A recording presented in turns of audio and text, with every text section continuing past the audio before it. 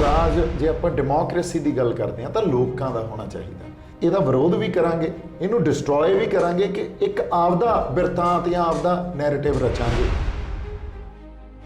ਸਾਡੇ ਇਹ ਮੈਨੂੰ ਲੱਗਦਾ ਕਨਸਟੀਟਿਊਸ਼ਨ 'ਚ ਸਿਰਫ ਡੈਮੋਕ੍ਰੈਟਿਕ ਵਰਡ ਹੀ ਲਿਖਿਆ ਹੋਇਆ, ਪਰ ਲੋਕਾਂ ਦਾ ਰਾਜ ਹੋਇਆ ਨਹੀਂ ਕਦੇ ਜਾਂ ਆਇਆ ਨਹੀਂ।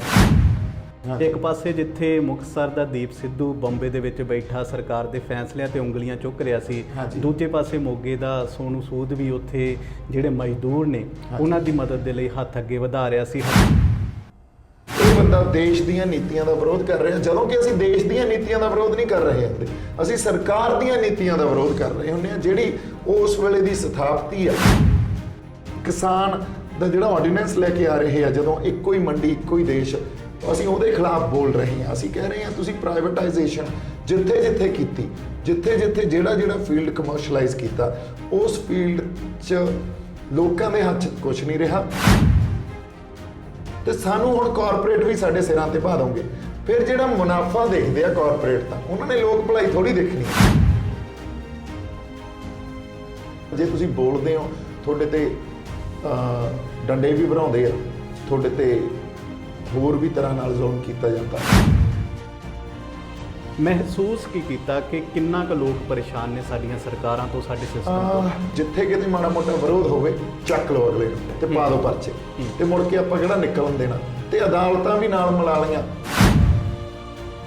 ਇਹਨਾਂ ਦੀਆਂ ਨੀਤੀਆਂ ਤੋਂ ਪਰੇਸ਼ਾਨ ਉਹ ਤੰਗ ਕਰਦੀਆਂ ਨੇ, ਤਾਂ ਫਿਰ ਗੁਰਦਾਸਪੁਰ ਕਿਉਂ ਗਏ? ਭਾਜਪਾ ਲਈ ਨਹੀਂ ਗਿਆ ਸੀ। ਜਿਹੜੀ ਸਾਨੂੰ ਇਹ ਵੀ ਹੁੰਦਾ ਵੀ ਆਪਦਾ ਬੰਦਾ, ਉਹ ਸਾਡੇ ਕਹਾਵਤ ਆ ਪੰਜਾਬ 'ਚ, ਜੇ ਮਾਰ ਕੇ ਛਾਵੇਂ ਹੀ ਸਿੱਟੂਗਾ। ਉਹਨਾਂ ਦੇ ਨਾਲ ਬੜੇ ਵਖਰੇਵੇਂ ਆ ਸਾਡੇ, ਪਰ ਜੇ ਸਾਡਾ ਬੰਦਾ ਇੱਕ ਉੱਥੇ ਬੈਠਾ ਹੋਊਗਾ ਤਾਂ ਉਹ ਭਲਾ ਹੀ ਕਰੂਗਾ। ਤੇ ਮੈਂ ਇਹ ਵੀ ਕਹਿਣਾ ਵੀ ਉਹ ਹੈ ਵੀ ਬੰਦਾ ਨੇਕ, ਪਰ ਜਿਹੜੀ ਪਾਰਟੀ ਨਾਲ ਮੱਥਾ ਲਾ ਬੈਠਾ, ਉਹ ਪਾਰਟੀ ਦੀ ਵਿਚਾਰਧਾਰਾ ਬੜੀ ਡੇਂਜਰਸ ਆ, ਸਪੈਸ਼ਲੀ ਪੰਜਾਬ ਲਈ। ਸਿੱਧੇ ਸ਼ਬਦਾਂ 'ਚ ਮੈਂ ਪੁੱਛਾਂ ਤਾਂ 2022 ਲਈ ਦੀਪ ਸਿੱਧੂ ਆਪਣਾ ਰਸਤਾ ਤਾਂ ਨਹੀਂ ਤਿਆਰ ਕਰ ਰਿਹਾ? ਸਾਡੇ ਵਖਰੇਵੇਂ ਨੂੰ ਜਾਂ ਸਾਡੀ ਹੋਂਦ ਨੂੰ ਜਾਂ ਸਾਡੀ ਜੀਵਨ ਸ਼ੈਲੀ, ਸਾਡਾ ਆਪਦਾ ਇੱਕ ਭਾਸ਼ਾ, ਗਿਆਨ, ਮਾਂ ਬੋਲੀ, ਇਹਨਾਂ ਨੂੰ ਖਤਮ ਕਰਨ ਤੇ ਆਊਗੀ ਤਾਂ ਅਸੀਂ ਤਾਂ ਫਿਰ ਉਲਟ ਜਾ ਕੇ ਖੜੇ ਹੋਵਾਂਗੇ ਜੀ। ਚਾਹੇ ਤੁਸੀਂ ਉੱਧਰ ਖੜੇ ਹੋ, ਪਰ ਮੈਂ ਦੂਜੇ ਪਾਸੇ ਖੜਾ ਹੋਵਾਂਗਾ। ਕਿਹੜੀ ਡੈਮੋਕ੍ਰੇਸੀ 'ਚ ਜਿਉਂ ਰਹੇ ਹਾਂ? ਉਹ ਡੈਮੋਕ੍ਰੇਸੀ ਜਿਹੜਾ ਸੈਂਟਰ ਸਾਡੇ ਤੇ ਥੋਪਣਾ ਚਾਹੁੰਦਾ, ਜਾਂ ਉਹ ਡੈਮੋਕ੍ਰੇਸੀ ਜਿਹੜੀ ਸੰਵਿਧਾਨ 'ਚ ਲਿਖੀ ਹੋਈ ਹੈ?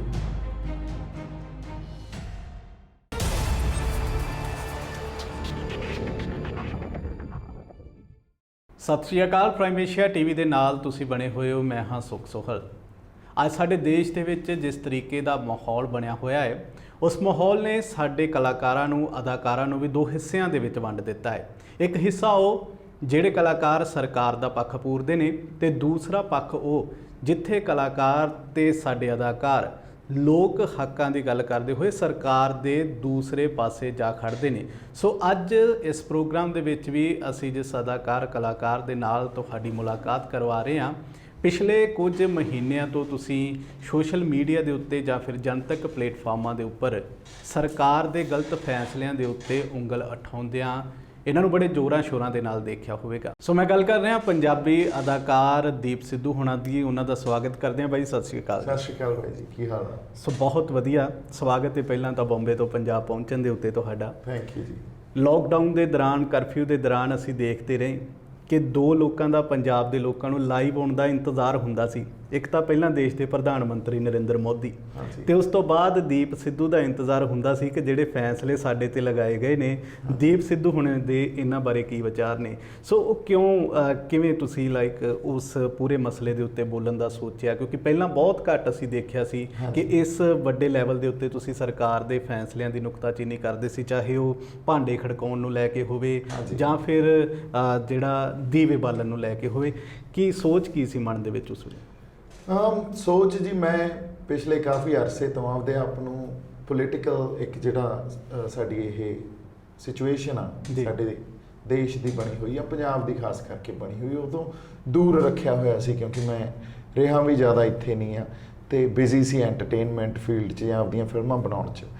ਪਰ ਫਿਰ ਵਿੱਚ ਦੀ ਮੈਨੂੰ ਗੁਰਦਾਸਪੁਰ ਸਨੀ ਬਾਈ ਦੇ ਇਲੈਕਸ਼ਨ 'ਚ ਜਾਣ ਦਾ ਮੌਕਾ ਮਿਲਿਆ, ਤੇ ਜਦੋਂ ਫਿਰ ਮੈਂ ਪੋਲੀਟੀਕਲੀ ਥੋੜ੍ਹਾ ਜਿਹਾ ਇਨਵੋਲਵ ਹੋ ਗਿਆ ਕਿਉਂਕਿ ਸਾਡੇ ਅੰਦਰ ਦਰਦ ਆਪਦੇ ਲੋਕਾਂ ਲਈ, ਆਪਦੀ ਮਿੱਟੀ ਲਈ, ਇਸ ਧਰਤੀ ਲਈ ਤਾਂ ਹਮੇਸ਼ਾ ਹੀ ਹੁੰਦਾ। ਸਾਡੇ ਚਿਣਗਾਂ ਜਿਹੜੀਆਂ ਲਾਈਆਂ ਹੋਈਆਂ ਜਾਂ ਗੁੜਤੀਆਂ ਮਿਲੀਆਂ ਹੋਈਆਂ ਵੱਡਿਆਂ ਵਡੇਰਿਆਂ ਤੋਂ, ਸਾਡੇ ਗੁਰੂ ਸਾਹਿਬਾਨਾਂ ਤੋਂ, ਉਹੀ ਮਿਲੀਆਂ ਹੋਈਆਂ।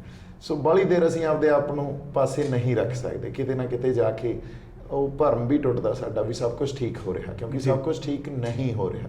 ਤੇ ਜੇ ਤੁਸੀਂ ਉਹਦੇ ਅਗੇਂਸਟ ਨਹੀਂ ਬੋਲਦੇ ਤਾਂ ਤੁਹਾਡੀ ਜਿਹੜੀ ਆਤਮਾ, ਕਿਉਂਕਿ ਉਹਨੂੰ ਜਵਾਬ ਦੇਣਾ ਬੜਾ ਔਖਾ ਹੋ ਜਾਂਦਾ, ਕਿਉਂਕਿ ਕਿਤੇ ਨਾ ਕਿਤੇ ਆ ਕੇ ਸਾਡੀ ਨੈਤਿਕ ਜ਼ਿੰਮੇਵਾਰੀ ਬਣਦੀ ਆ ਐਜ਼ ਅ ਹਿਊਮਨ ਬੀਇੰਗ ਵੀ ਅਸੀਂ ਜੇ ਸਰਕਾਰ ਸਹੀ ਨੀਤੀਆਂ ਨਹੀਂ ਬਣਾਉਂਦੀ ਜਾਂ ਸਰਕਾਰ ਖਾਸ ਕਰਕੇ ਸਾਡੇ ਇਸ ਪੰਜਾਬ ਪ੍ਰਤੀ ਉਹ ਆਪਦੀ ਜਿਹੜੀ ਉਹਨਾਂ ਦੀਆਂ ਜ਼ਿੰਮੇਵਾਰੀ ਆ ਜਾਂ ਜਿਹੜੀ ਉਹਨਾਂ ਦੀ ਸਾਡੇ ਟੂਵਰਡਸ ਜਿਹੜੀ ਇੱਕ ਰਿਸਪੌਂਸਿਬਿਲਿਟੀ ਹੋਣੀ ਚਾਹੀਦੀ ਹੈ ਨਾ, ਉਹ ਨਹੀਂ ਨਿਭਾ ਰਹੇ, ਤਾਂ ਸਾਡਾ ਫਰਜ਼ ਬਣਦਾ ਅਸੀਂ ਉੱਠੀਏ, ਅਸੀਂ ਬੋਲੀਏ, ਅਸੀਂ ਉਹਨਾਂ ਨੂੰ ਨਿੰਦੀਏ ਤੇ ਜਿੱਥੇ ਜਿੱਥੇ ਉਹ ਗਲਤ ਕਰ ਰਹੇ ਆ ਉਹਨੂੰ ਸ਼ਰੇਆਮ ਇਹ ਗੱਲ ਕਹੀਏ ਵੀ ਇਹ ਗਲਤ। ਤੁਹਾਡੀ ਫਿਲਮ ਦਾ ਵੀ ਇੱਕ ਡਾਇਲੌਗ ਸੀ ਕਿ ਰਾਜਨੀਤੀ ਦੀ ਬਹੁਤੀ ਸਮਝ ਨਹੀਂ ਹੈ ਪਰ ਅਸੀਂ ਲੜਨਾ ਚੰਗੀ ਤਰ੍ਹਾਂ ਜਾਣਦੇ ਹਾਂ। ਸੋ ਇਹ ਲੜਾਈ ਹੁਣ ਕਿੱਥੋਂ ਤੱਕ ਜਾਏਗੀ? ਉਹ ਡਾਇਲੌਗ ਵੀ ਤੁਹਾਨੂੰ ਮੈਂ ਦੱਸਦਾ, ਉਹ ਸੀ ਵੀ ਰਾਜਨੀਤੀ ਬੇਸ਼ੱਕ ਸਾਨੂੰ ਘੱਟ ਆਉਂਦੀ ਹੋਵੇ ਪਰ ਲੜਨਾ ਅਸੀਂ ਬਹੁਤ ਚੰਗੀ ਤਰ੍ਹਾਂ ਜਾਣਦੇ ਹਾਂ। ਸੋ ਗੱਲ ਉਹੀ ਹੈ ਜੀ, ਗੱਲ ਅਸੀਂ ਰਾਜਨੀਤੀ ਹੈ ਜਿਹੜੀ, ਜੇ ਅਸਲ 'ਚ ਉਹਦਾ ਮਤਲਬ ਸਮਝੋ ਤਾਂ ਰਾਜ ਨੂੰ ਕਰਨ ਦੀ ਇੱਕ ਨੀਤੀ ਹੈ। ਉਹ ਰਾਜ ਜੇ ਆਪਾਂ ਡੈਮੋਕ੍ਰੇਸੀ ਦੀ ਗੱਲ ਕਰਦੇ ਹਾਂ ਤਾਂ ਲੋਕਾਂ ਦਾ ਹੋਣਾ ਚਾਹੀਦਾ। ਸਾਡੇ ਇਹ ਮੈਨੂੰ ਲੱਗਦਾ ਕਨਸਟੀਟਿਊਸ਼ਨ 'ਚ ਸਿਰਫ ਡੈਮੋਕ੍ਰੈਟਿਕ ਵਰਡ ਹੀ ਲਿਖਿਆ ਹੋਇਆ, ਪਰ ਲੋਕਾਂ ਦਾ ਰਾਜ ਹੋਇਆ ਨਹੀਂ ਕਦੇ ਜਾਂ ਆਇਆ ਨਹੀਂ। ਕਿਉਂਕਿ ਜੇ ਲੋਕਾਂ ਦਾ ਰਾਜ ਹੁੰਦਾ ਤਾਂ ਜਿਹੜੇ ਸਟੇਟ ਜਾਂ ਜਿਹੜੇ ਪ੍ਰਾਂਤਾਂ 'ਚ ਵਖਰੇਵੇਂ ਆ, ਉਹ ਲੋਕ ਉੱਠ ਕੇ ਜਦੋਂ ਰੌਲਾ ਪਾਉਂਦੇ ਆ ਉਹਨਾਂ ਨੂੰ ਜਾਂ ਤਾਂ ਉਹਨਾਂ ਤੇ ਕੇਸ ਪਾ ਦਿੱਤੇ ਜਾਂਦੇ ਆ, ਉਹਨਾਂ ਨੂੰ ਜੇਲ੍ਹਾਂ 'ਚ ਸਿੱਟ ਦਿੱਤਾ ਜਾਂਦਾ, ਜਾਂ ਕੋਈ ਇਹੋ ਜਿਹਾ ਨੈਰੇਟਿਵ ਕ੍ਰੀਏਟ ਕਰ ਦਿੱਤਾ ਜਾਂਦਾ ਵੀ ਉਹ ਦੇਸ਼ ਧਰੋਹੀ ਆ ਜਾਂ ਉਹ ਸੈਪਰੇਟਿਸਟ ਆ, ਖਾਲਿਸਤਾਨੀ ਆ। ਅਸੀਂ ਇਹਨਾਂ ਸਾਰੇ ਨੈਰੇਟਿਵ ਤੋਂ ਬਥੇਰਾ ਕੁਝ ਸਿੱਖਿਆ, ਇਹ ਲਹਿਰਾਂ ਤੋਂ ਬਹੁਤ ਕੁਝ ਸਿੱਖਿਆ। ਹੁਣ ਜਿਹੜੀ ਲੜਾਈ ਅਸੀਂ ਵਿੱਢੀ ਆ, ਅਸੀਂ ਜਦੋਂ ਮੈਂ ਕਹਿੰਦਾ ਹੋਰ ਬਹੁਤ ਸਾਡੇ ਜਿਹੜੇ ਚੇਤਨ ਲੋਕ ਆ ਪੰਜਾਬ ਦੇ ਤੇ ਜਿਹੜੇ ਚਿੰਤਨ ਵੀ ਕਰਦੇ ਆ ਜੀ ਹਨਾ, ਤੇ ਉਹ ਲੜਾਈ ਇਹ ਲੜ ਰਹੀ ਆ ਵੀ ਤੁਹਾਡਾ ਨੈਰੇਟਿਵ ਰਚਿਆ ਹੋਇਆ, ਅਸੀਂ ਇਹ ਨੈਰੇਟਿਵ ਇਹਦਾ ਵਿਰੋਧ ਵੀ ਕਰਾਂਗੇ, ਇਹਨੂੰ ਡਿਸਟਰੋਏ ਵੀ ਕਰਾਂਗੇ ਕਿ ਇੱਕ ਆਪਦਾ ਬਿਰਤਾਂਤ ਜਾਂ ਆਪਦਾ ਨੈਰੇਟਿਵ ਰਚਾਂਗੇ ਜਿੱਥੇ ਇਹ ਪਤਾ ਲੱਗੂ ਵੀ ਤੁਸੀਂ ਕੀ ਗਲਤ ਕੀਤਾ ਇੰਨੇ ਸਾਲਾਂ ਇੰਨੇ ਅਰਸਿਆਂ ਤੋਂ ਜਿਹੜਾ ਤੁਸੀਂ ਸਾਡੇ ਨਾਲ ਧੱਕਾ ਕਰ ਰਹੇ ਹੋ, ਚਾਹੇ ਉਹ ਰਾਜਨੀਤਿਕ ਧੱਕਾ ਹੋਵੇ, ਚਾਹੇ ਸੋਸ਼ਲ ਧੱਕਾ ਹੋਵੇ, ਇਕਨੋਮਿਕਲੀ ਜਿਹੜਾ ਧੱਕਾ ਹੋ ਰਿਹਾ। ਤੇ ਸਾਡਾ ਵਿਰਸਾ, ਸਾਡਾ ਸਾਹਿਤ, ਸਾਡਾ ਸੱਭਿਆਚਾਰ, ਇਤਿਹਾਸ, ਹਰ ਕਿਸੇ ਨੂੰ ਜੇ ਤੁਸੀਂ ਬਰਬਾਦ ਕਰਨ ਤੇ ਤੁਲੇ ਹੋ, ਸਾਡੀ ਕੌਮ ਨੂੰ ਬਰਬਾਦ ਕਰਨ ਤੇ ਤੁਲੇ ਹੋ, ਪੰਜਾਬ ਦੇ ਹੱਕਾਂ ਦੀ ਗੱਲ ਨਹੀਂ ਕਰਦੇ ਤਾਂ ਅਸੀਂ ਤੁਹਾਡਾ ਵਿਰੋਧ ਕਰਾਂਗੇ ਤੇ ਅਸੀਂ ਡਟ ਕੇ ਬੋਲਾਂਗੇ, ਪਰ ਇਹਦਾ ਤਰੀਕਾ ਤੇ ਸਲੀਕਾ ਸਾਨੂੰ ਸਿੱਖਣਾ ਪਊਗਾ ਜੀ। ਅੱਛਾ, ਜਦੋਂ ਇਹਨਾਂ ਬੋਲਣਾ ਸ਼ੁਰੂ ਕੀਤਾ ਖੁੱਲ੍ਹ ਕੇ, ਮਹਿਸੂਸ ਕੀ ਕੀਤਾ? ਕਿਉਂਕਿ ਹਜ਼ਾਰਾਂ ਲੋਕ ਉਸ ਤੋਂ ਬਾਅਦ ਤੁਹਾਡੇ ਨਾਲ ਜੁੜੇ। ਇੱਕ ਪਾਸੇ ਜਿੱਥੇ ਮੁਕਤਸਰ ਦਾ ਦੀਪ ਸਿੱਧੂ ਬੰਬੇ ਦੇ ਵਿੱਚ ਬੈਠਾ ਸਰਕਾਰ ਦੇ ਫੈਸਲਿਆਂ ਤੇ ਉਂਗਲੀਆਂ ਚੁੱਕ ਰਿਹਾ ਸੀ, ਦੂਜੇ ਪਾਸੇ ਮੋਗੇ ਦਾ ਸੋਨੂ ਸੂਦ ਵੀ ਉੱਥੇ ਜਿਹੜੇ ਮਜ਼ਦੂਰ ਨੇ ਉਹਨਾਂ ਦੀ ਮਦਦ ਦੇ ਲਈ ਹੱਥ ਅੱਗੇ ਵਧਾ ਰਿਹਾ ਸੀ। ਹਜੂਰ ਸਾਹਿਬ 'ਚ ਜਿਹੜੇ ਪੰਜਾਬ ਦੇ ਲੋਕ ਫਸੇ ਸੀ, ਤੁਸੀਂ ਖੁਦ ਉਹਨਾਂ ਨੂੰ ਇੱਥੇ ਪੰਜਾਬ ਵਾਪਸ ਲੈ ਕੇ ਆਉਣ ਦੇ ਲਈ ਪੈਰਵੀ ਕੀਤੀ ਸੀ ਉਹਨਾਂ ਦੀ। ਮਹਿਸੂਸ ਕੀ ਕੀਤਾ ਕਿ ਕਿੰਨਾ ਕੁ ਲੋਕ ਪਰੇਸ਼ਾਨ ਨੇ ਸਾਡੀਆਂ ਸਰਕਾਰਾਂ ਤੋਂ, ਸਾਡੇ ਸਿਸਟਮ ਤੋਂ? ਦੇਖੋ, ਲੋਕ ਬਹੁਤ ਪਰੇਸ਼ਾਨ ਆਏ ਆ, ਹਜੇ ਤੱਕ ਸਾਨੂੰ ਮੁੱਢਲੀਆਂ ਲੋੜਾਂ 'ਚ ਹੀ ਉਲਝਾਈ ਬੈਠੇ ਆ। ਪਹਿਲਾਂ ਪਤਾ ਸੀ ਦੀਪ ਸਿੱਧੂ ਨੂੰ ਕਿ ਇੰਨਾ ਜ਼ਿਆਦਾ ਲੋਕਾਂ ਦੇ ਅੰਦਰ ਰੋਹ ਹੈ? ਨਹੀਂ, ਜਦੋਂ ਤੱਕ ਮੈਂ ਵਿੱਚ ਵੜਿਆ ਨਹੀਂ ਉਦੋਂ ਤੱਕ ਮੈਨੂੰ ਨਹੀਂ ਪਤਾ ਸੀ, ਪਰ ਜਦੋਂ ਮੈਂ ਵਿੱਚ ਵੜ ਗਿਆ ਉਦੋਂ ਮੈਨੂੰ ਜਿਹੜਾ ਰੋਹ, ਗੁੱਸਾ ਜਾਂ ਤੁਸੀਂ ਇਹ ਕਹਿ ਲਓ ਜਿਹੜਾ ਨਾਰਾਜ਼ਗੀ ਆ ਲੋਕਾਂ 'ਚ ਸਰਕਾਰਾਂ ਪ੍ਰਤੀ, ਉਹ ਜਿਹੜੀ ਦਿਖੀ, ਕਿਤੇ ਨਾ ਕਿਤੇ ਮੈਂ ਆਪਦੇ ਆਪ ਨੂੰ ਵੀ ਉਹਦੇ ਨਾਲ ਰਿਲੇਟ ਕਰ ਸਕਦਾ। ਸੋ ਜਦੋਂ ਕੋਈ ਵਿਰੋਧ ਪੈਦਾ ਹੁੰਦਾ ਨਾ, ਉਹ ਵਿਰੋਧ ਦੇ ਪਿੱਛੇ ਵੀ ਦੇਖਣਾ ਬਣਦਾ, ਸਰਕਾਰਾਂ ਨੂੰ ਵੀ ਬਣਦਾ ਵੀ ਇਹ ਵਿਰੋਧ ਕਿਉਂ ਪੈਦਾ ਹੋ ਰਿਹਾ। ਕਿਤੇ ਵਿਰੋਧ ਪੈਦਾ ਹੁੰਦਾ, ਫਿਰ ਆਵਾਜ਼ਾਂ ਚੁੱਕੀਆਂ ਜਾਂਦੀਆਂ, ਫਿਰ ਉਹ ਆਵਾਜ਼ ਨੂੰ ਜਿਹੜੇ ਇੰਸਟੀਟਿਊਸ਼ਨ ਸਰਕਾਰਾਂ ਨੇ ਬਣਾਏ ਹੋਏ ਆ, ਚਾਹੇ ਉਹ ਪੁਲਿਸ ਹੋਵੇ, ਚਾਹੇ ਉਹ ਪੈਰਾਮਿਲਟਰੀ ਫੋਰਸਿਸ ਹੋਣ, ਜਾਂ ਕਿਤੇ ਆਰਮੀ ਵੀ ਯੂਜ਼ ਕੀਤੀ ਹੈ ਇਹਨਾਂ ਨੇ, ਹੈ ਨਾ, ਜਿਹੜੇ ਇੰਸਟੀਟਿਊਸ਼ਨਸ ਬਣਾਏ ਹੋਏ ਆ, ਇਹ ਇੱਕ ਤਰ੍ਹਾਂ ਨਾਲ ਜੇ ਅਸੀਂ ਸਾਨੂੰ ਕਹਿੰਦੇ ਆ ਵੀ ਤੁਸੀਂ ਪੀਸਫੁਲੀ ਪ੍ਰੋਟੈਸਟ ਕਰੋ, ਇਹ ਪੀਸਫੁਲ ਪ੍ਰੋਟੈਸਟ ਨਹੀਂ ਕਰਦੇ, ਇਹ ਦੇਸ਼ ਦੇ ਨਾਂ ਤੇ ਜਾਂ ਨੈਸ਼ਨਲਿਜ਼ਮ ਦੇ ਨਾਂ ਤੇ ਧੱਕਾ ਹੀ ਕਰਦੇ ਆ, ਲੋਕਾਂ ਨਾਲ ਓਨਾ ਹੀ ਮੈਨੂੰ ਲੱਗਦਾ ਜ਼ੁਲਮ ਕਰਦੇ ਆ, ਪਰ ਉਹ ਜ਼ੁਲਮ ਨੂੰ ਜਸਟੀਫਾਈ ਕੀਤਾ ਜਾਂਦਾ ਨੈਸ਼ਨਲਿਜ਼ਮ ਦੇ, ਦੇਸ਼ ਭਗਤੀ ਦੇ ਜਾਂ ਨੈਸ਼ਨਲਿਜ਼ਮ ਦੇ ਟੈਗ ਦੇ ਥੱਲੇ ਵੀ ਦੇਖੋ ਇਹ ਸੈਪਰੇਸਟ ਆ, ਇਹ ਬੰਦਾ ਦੇਸ਼ ਦੀਆਂ ਨੀਤੀਆਂ ਦਾ ਵਿਰੋਧ ਕਰ ਰਿਹਾ, ਜਦੋਂ ਕਿ ਅਸੀਂ ਦੇਸ਼ ਦੀਆਂ ਨੀਤੀਆਂ ਦਾ ਵਿਰੋਧ ਨਹੀਂ ਕਰ ਰਹੇ ਹੁੰਦੇ, ਅਸੀਂ ਸਰਕਾਰ ਦੀਆਂ ਨੀਤੀਆਂ ਦਾ ਵਿਰੋਧ ਕਰ ਰਹੇ ਹੁੰਦੇ ਆ, ਜਿਹੜੀ ਉਸ ਵੇਲੇ ਦੀ ਸਥਾਪਤੀ ਆ, ਉਸ ਵੇਲੇ ਜਿਹੜੀ ਰੂਲਿੰਗ ਪਾਵਰ ਆ ਜਾਂ ਗਵਰਨਮੈਂਟ ਆ, ਉਹਦੀਆਂ ਨੀਤੀਆਂ ਦਾ ਵਿਰੋਧ ਕਰ ਰਹੇ ਹਾਂ। ਜੇ ਅੱਜ ਅਸੀਂ ਕਿਸਾਨ ਦਾ ਜਿਹੜਾ ਆਰਡੀਨੈਂਸ ਲੈ ਕੇ ਆ ਰਹੇ ਆ, ਜਦੋਂ ਇੱਕੋ ਹੀ ਮੰਡੀ ਇੱਕੋ ਹੀ ਦੇਸ਼, ਅਸੀਂ ਉਹਦੇ ਖਿਲਾਫ ਬੋਲ ਰਹੇ ਹਾਂ। ਅਸੀਂ ਕਹਿ ਰਹੇ ਹਾਂ ਤੁਸੀਂ ਪ੍ਰਾਈਵੇਟਾਈਜੇਸ਼ਨ ਜਿੱਥੇ ਜਿੱਥੇ ਕੀਤੀ, ਜਿੱਥੇ ਜਿੱਥੇ ਜਿਹੜਾ ਫੀਲਡ ਕਮਰਸ਼ਲਾਈਜ਼ ਕੀਤਾ, ਉਸ ਫੀਲਡ 'ਚ ਲੋਕਾਂ ਦੇ ਹੱਥ 'ਚ ਕੁਝ ਨਹੀਂ ਰਿਹਾ। ਜਿਹੜੇ ਕੈਪੀਟਲਿਸਟਿਕ ਲੋਕ ਆ ਜਾਂ ਵੱਡੇ ਵੱਡੇ ਅਦਾਰੇ ਆ ਜਾਂ ਕੰਪਨੀਆਂ ਜਾਂ ਕਾਰਪੋਰੇਟ ਸੈਕਟਰ ਆ, ਉਹਨਾਂ ਦੇ ਹੱਥ 'ਚ ਚਲਾ ਗਿਆ। ਹੁਣ ਤੁਸੀਂ ਕਿਸਾਨੀ ਵੀ ਉਹਨਾਂ ਦੇ ਹੱਥ 'ਚ ਦੇ ਦੋਗੇ।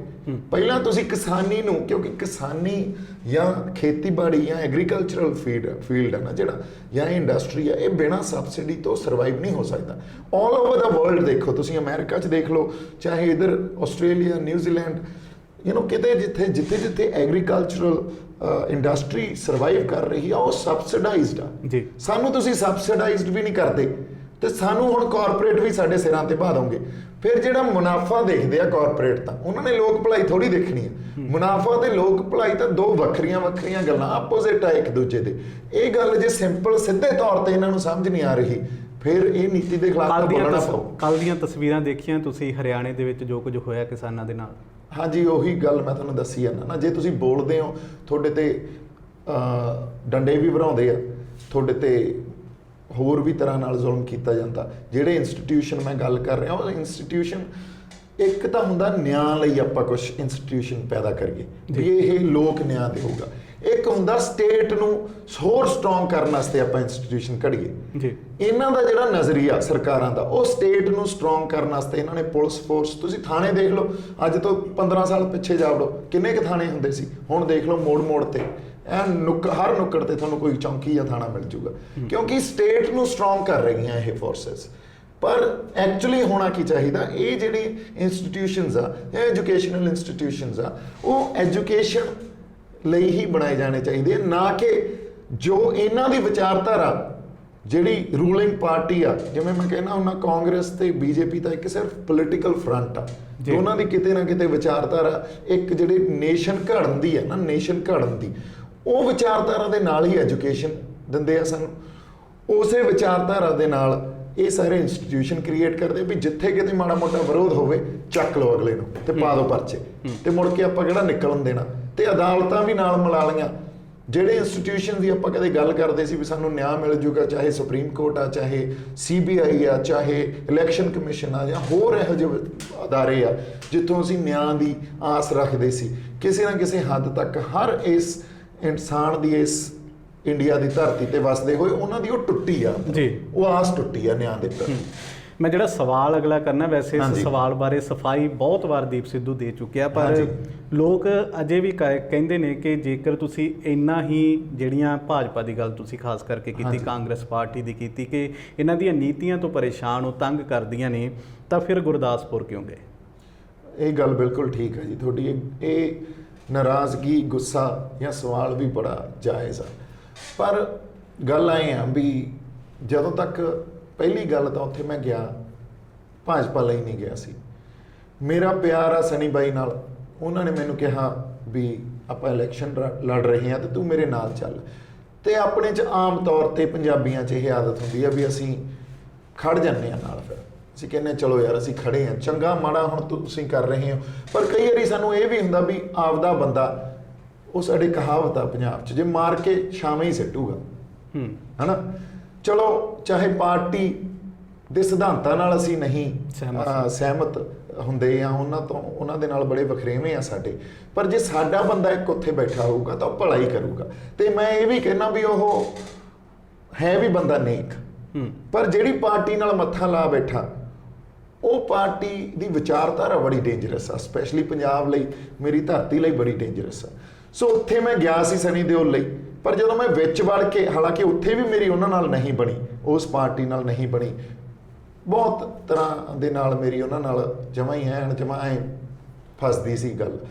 ਪਰ ਜਦੋਂ ਮੈਂ ਹੋਰ ਜ਼ਿਆਦਾ ਨੇੜਿਓਂ ਦੇਖਿਆ ਸਾਰਾ ਸਟਰਕਚਰ ਜਾਂ ਸਾਰੀ ਜਿਹੜੀ ਉਹਨਾਂ ਨੇ ਤਾਣਾ ਬਾਣਾ ਬੁਣਿਆ ਹੋਇਆ, ਤਾਂ ਮੇਰੀ ਆਤਮਾ ਨੇ ਫਿਰ ਅੰਦਰੋਂ ਇਹ ਆਵਾਜ਼ ਮਾਰੀ ਵੀ ਹੁਣ ਆ ਨਿਭਾ ਲਓ ਇੱਕ ਵਾਰੀ ਇਲੈਕਸ਼ਨ ਦਾ ਟਾਈਮ, ਉਸ ਤੋਂ ਬਾਅਦ ਉੱਠਣਾ ਪੈਣਾ, ਆਪਦੀ ਜ਼ਮੀਰ ਨੂੰ ਜਗਾਉਣਾ ਉਸ ਪੈਣਾ। ਤੋਂ ਤੇ ਬਾਅਦ ਸਨੀ ਦਿਓਲ ਨਾਲ ਗੱਲ ਹੋਈ ਕੋਈ ਇਸ ਬਾਰੇ? ਹਾਂਜੀ ਹਾਂਜੀ, ਗੱਲ ਦੇਖੋ ਇਸ ਬਾਰੇ ਇਹੀ ਆ, ਜਦੋਂ ਵੀ ਸਨੀ ਬਾਈ ਨਾਲ ਗੱਲ ਹੁੰਦੀ ਆ ਉਹਨਾਂ ਨਾਲ ਬੜੀ ਸਿੱਧੀ ਤੇ ਸਪਸ਼ਟ ਗੱਲ ਹੁੰਦੀ ਆ ਵੀ ਮੇਰੀ ਜਿਹੜੀ ਸੋਚ ਆ ਜਾਂ ਮੈਂ ਜਿਹੜੀ ਵਿਚਾਰਧਾਰਾ ਨਾਲ ਜੁੜਦਾ ਉਹ ਪੰਜਾਬ ਦੀ ਵਿਚਾਰਧਾਰਾ।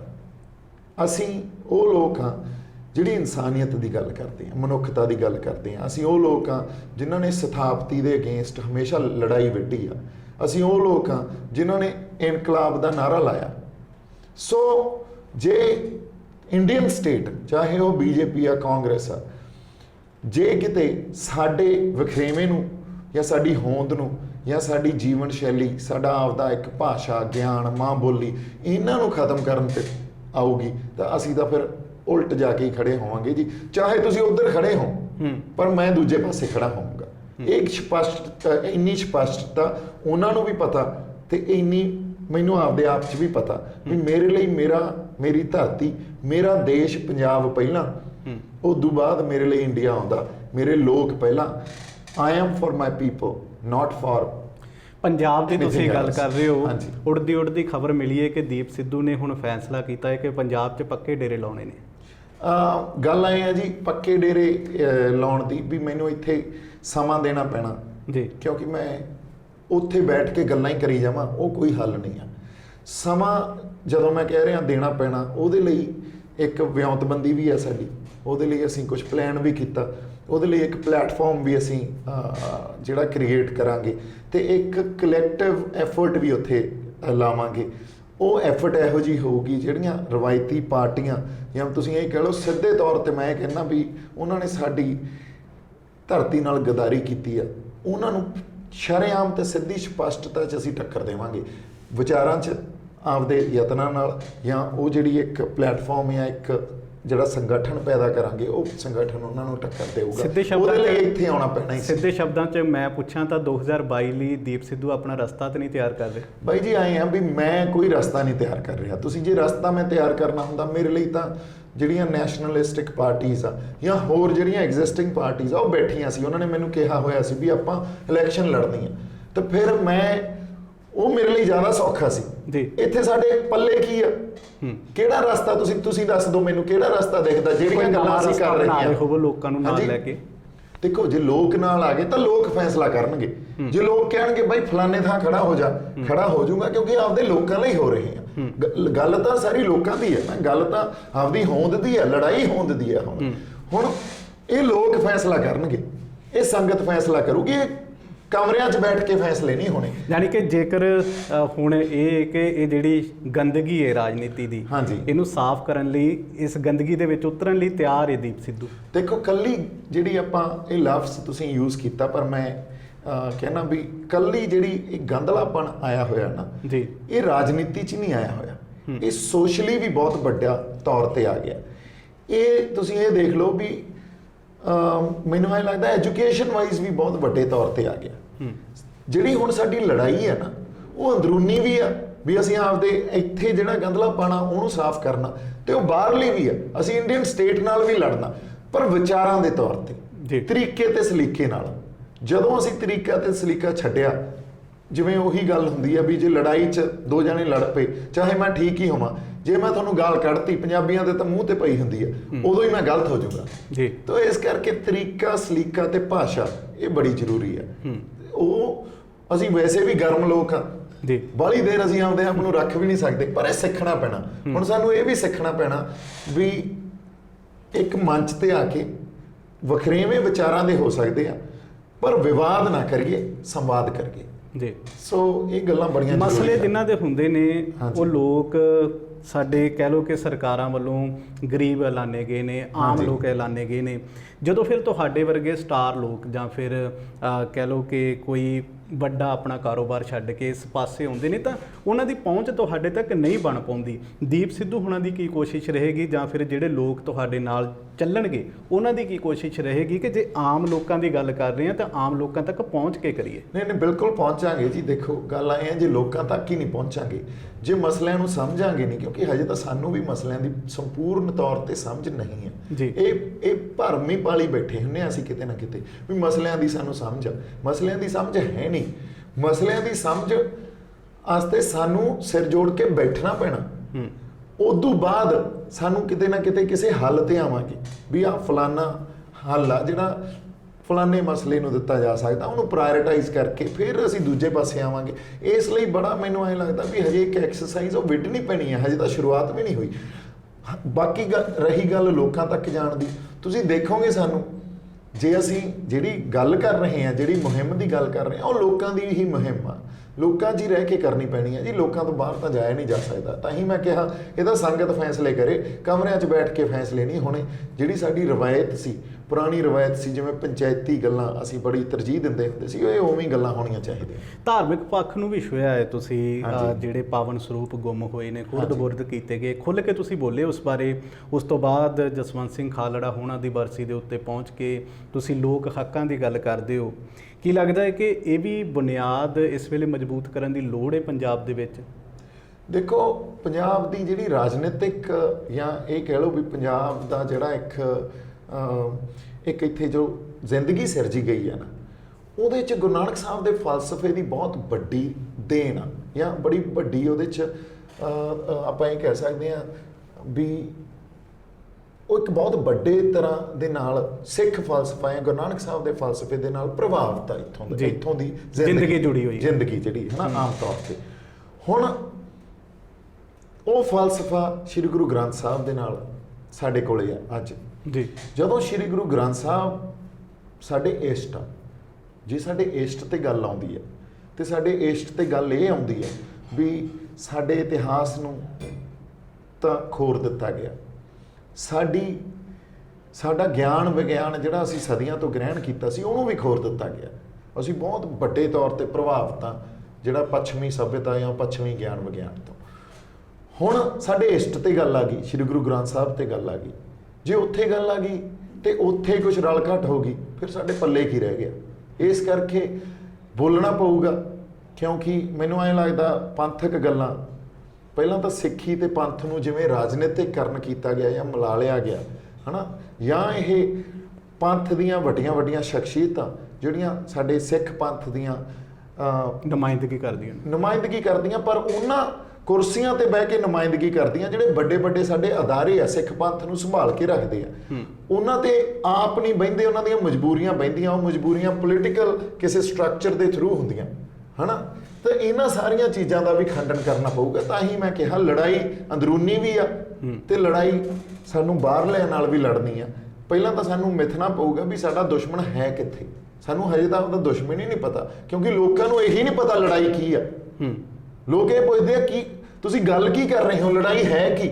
ਦੀਪ ਸਿੱਧੂ ਕਿਹਨੂੰ ਦੁਸ਼ਮਣ ਕਿਹਨੂੰ ਮੰਨਦੇ ਨੇ ਕਿ ਅਜੇ ਲੱਭਣਾ ਹੈ? ਨਹੀਂ ਜੀ, ਲੱਭਣ ਵਾਲੀ ਕੋਈ ਗੱਲ ਨਹੀਂ। ਕੁਛ ਸਪਸ਼ਟਤਾ ਮੇਰੇ ਕੋਲੇ ਹੈ ਇਸ ਗੱਲ 'ਚ, ਪਰ ਬਾਕੀ ਜਿਉਂ-ਜਿਉਂ ਅਸੀਂ ਜਿਵੇਂ ਵਿਚਰਦੇ ਜਾਵਾਂਗੇ, ਜਿਉਂ-ਜਿਉਂ ਸਮਾਜ ਦੇ ਵਰਤਾਰੇ ਦੇਖਦੇ ਜਾਵਾਂਗੇ ਤਾਂ ਸਾਨੂੰ ਬੜਾ ਕਲੀਅਰ ਹੋ ਜਾਂਦਾ।